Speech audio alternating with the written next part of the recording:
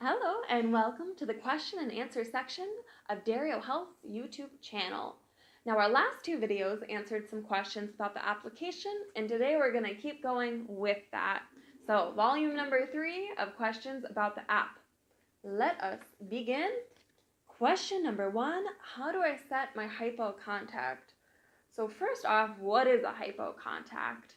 You can set your hypo warning level in the app, and then say you measure and your blood sugar is below that level, then you'll have the opportunity to send a text message with your exact location to the person that you've entered in as your hypo contact. It's a safety feature, better safe than sorry, put someone in there. And how do you put someone in there? You go ahead to the settings, real-time alerts, press on the pencil, and then you'll be able to edit in your hypo contact.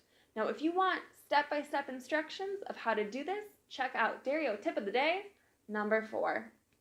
Next question, how do I share my results with the doctor?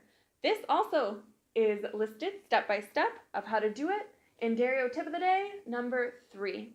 But you're going to go to your logbook and charts page, and in the upper right-hand corner, you'll see a gray circle with a piece of paper and 3 dots.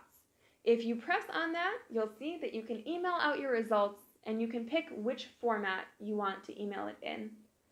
Last question for now.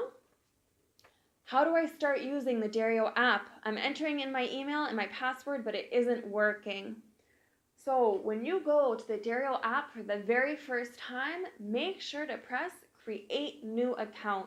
You're going to create your account from scratch, and then it's going to let you right into the application, and you'll be able to start testing, and you'll be good to go.